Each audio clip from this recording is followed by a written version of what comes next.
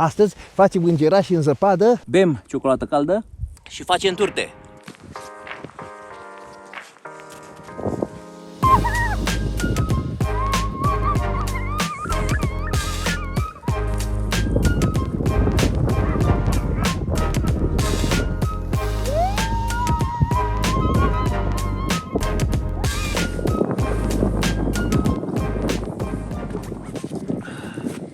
Merge pe săniuși. Fireball merge pe orice.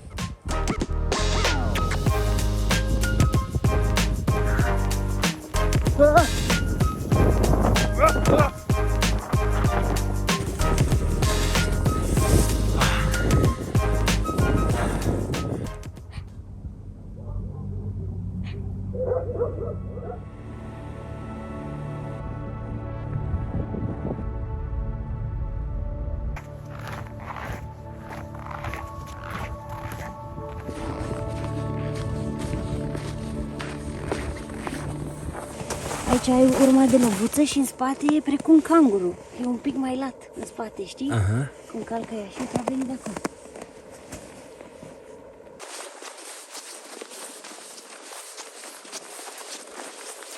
Nu mai găsim semnul. Nu știu pe unde era de fapt traseul, dar am găsit un pic alt traseu cu niște pași. Vom vedea noi ce o fi. Că zăpadă și frumusețe e chiar dacă ești pe traseu, chiar dacă nu ești pe traseu. Teoretic ar trebui să ajungem la vârful Sfântul Ilie, dar am puține șanse, sau mai puține speranțe să ajungem acolo. Mergem în față, ne bucurăm de zăpadă și ne vom opri la un moment dat. Uite și semnul. Dungă roșie. Cum de nu l-au pus și un pic mai devreme când s-a bifurcat drumul, nu știu. Dar suntem fericiți că l-am găsit. Și că tot am discutat despre cum noi nu găseam traseul, ar trebui să vă spun, mai ales celor care mergeți pe munte de curând sau vreți să mergeți și nu aveți experiență, că ar trebui să nu vă aventurați pe trasee nemarcate, decât dacă sunteți cu cineva care a mai fost pe acolo și știe drumul foarte bine. Nu uitați iarna să vă luați gheruțe, crampoane, ce știți voi, să nu alunecați, mai ales nu pe trasee de pădure, dar și aici poate să se creeze o pârtie de gheață și să nu mai ajungeți jos sau să ajungeți foarte repede și tragic.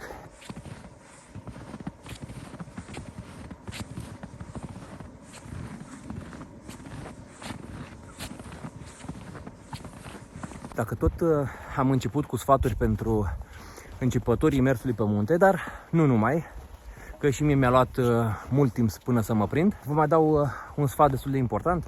Încercați să vă îmbrăcați suficient de gros, să nu vă fie frig, dar suficient de subțire ca să nu transpirați. Și mă veți întreba, păi și cum fac asta? Cu mai multe straturi. Nu vă luați plovuri de lână făcut de bunica și cu paltonul lui bunicul, vă ține cald și dacă dați totul după voi jos, o să vă fie frig. Îmbărcați-vă în mai multe straturi, de obicei în 3. Un strat interior care să vă poată ține cald și să țină transpirația și să vă protejeze de frig. Un strat intermediar și un strat extern cu o membrană de vânt, de ploaie și puteți să-l dați jos dacă vă e cald și nu plouă. Dacă plouă sau ninge și vă e cald, puteți să dați stratul intermediar jos și puteți să vă reglați temperatura în felul ăsta. Uite ce peisaj frumos aici, cum se vede totul. Soare și zăpadă, asta e cea mai bună combinație. Am mers cu parazăpezile și am cam transpirat și nu prea respiră. Alt subiect care trebuie luat în calcul. Ne lăsând să iasă transpirația, mă rog, umezeala, m-am udat un pic. Le-am scos pentru că zăpada nu e chiar atât de mare. Am văzut că primare. Sunt pe sus pe acolo. Cum spunea Elmer Fudd, we're hunting web. vedeți. Cât erau până la urmă? 4? Erau 4-5, da, 4 sigur. Erau micuțe, cu maro și cu alb. S-a uitat una dintre ele la noi, s-a oprit și și-au continuat drumul. Foarte drăguțe. Dacă tot am vorbit de îmbrăcăminte, am putea să vorbim și de încălțăminte. De data asta trebuie să știm exact pentru ce am venit la munte. Există mai multe tipuri de încălțăminte pentru fiecare tip de activitate. Dacă vrem să mergem pur și simplu să facem o drumeție montană, ar trebui să ne luăm niște bocanci, dacă urcăm în altitudine, poate cu care să acopere glezna. Dacă nu, pot merge și sub gleznă. Mie nu-mi plac acele încălțări, dar fie. Dacă facem alergare montană, ne trebuie niște pantofi sport cu crampoane speciali pentru alergare montană. Au un rost. Dacă mergem iarna, ne trebuie o încălțăminte adecvată să ne țină cald, să nu ne udăm la picioare și mai ales să aibă o talpă mai tare, să nu fie plată, să aibă crampoane, un profil destul de evident. Știu că sună complicat, dar odată ce mergeți odată, de 2 ori, de 3 ori, de 10 ori pe munte, o să vă dați seama ce nevoi aveți.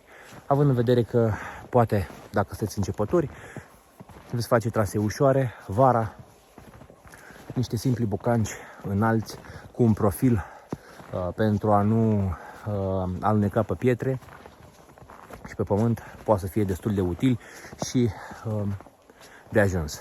În timp vă veți da seama ce v-a lipsit în ultima drumeție și să vă corectați.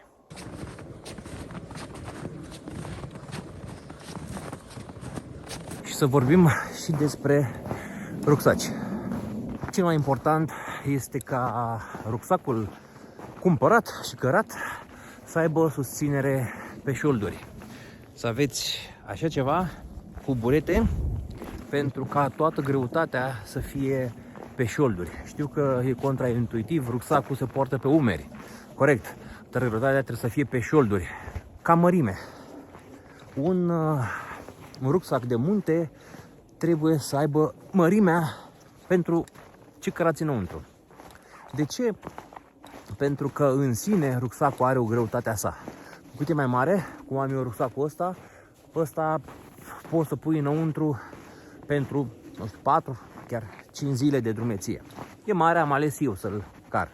Are doar el vreun kil jumate. Pentru o zi de drumeție, 20 de litri, 30 ajunge.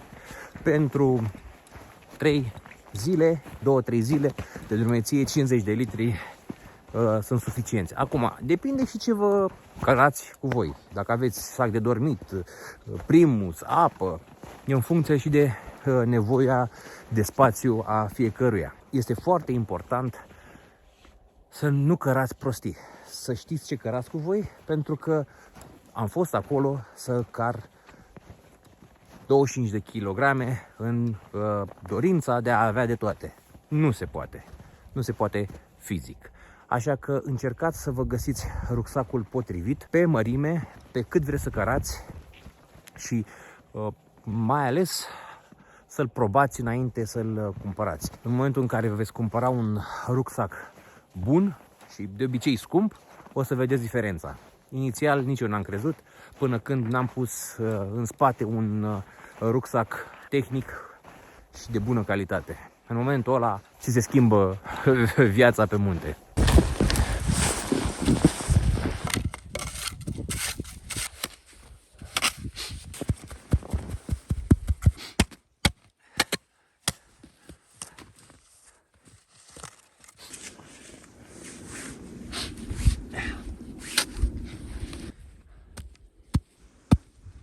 Am făcut 2 scaune să putem să stăm pe ele.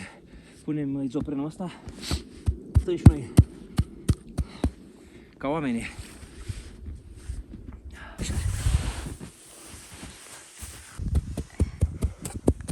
O să încercăm să facem o o ciocolată caldă să ne încălzim.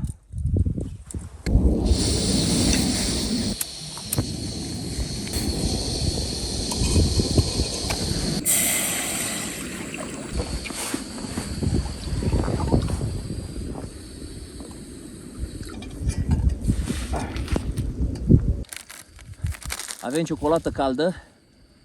Cea mai bună ciocolată caldă e aia cât mai ușor de făcut. Astea sunt niște invenții destul de proaste. Le-am luat pentru că nu aveam ce să iau altceva. Dar, 1. E metal, e greu. Într-adevăr, e rezistentă, că poți să dai cu ea și nu se întâmplă nimic. Dar, dacă e să car cu tine, nu. În tabără, undeva, poți să o lași acolo. E metal, 1. E greu, cum am spus, și se încinge. Te încinge, te frige la mâini și căldura dinăuntru a băuturii se disipă afară. Deci nu și are rostul de nicio culoare. Deci Și nu vă gustul e luați. nașpa.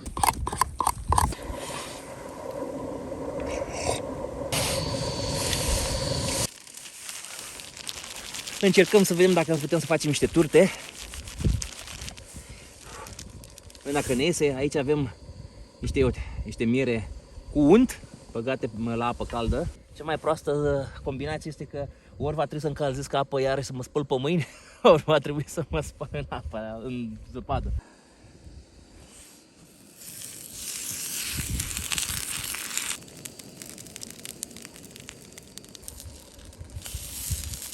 Ha! Ce crezi? Și bine miroase.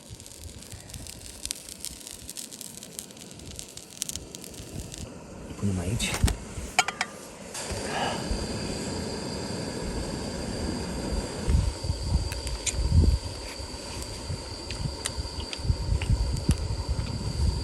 E foarte bună.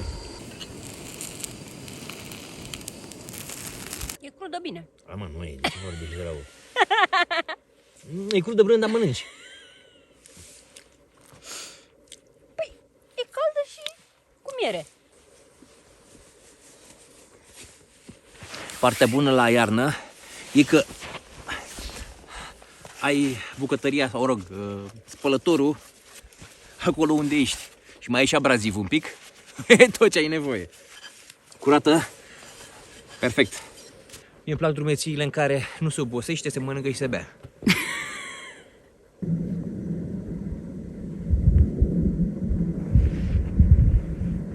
Gata, toată lumea bine, ne dăm la vale?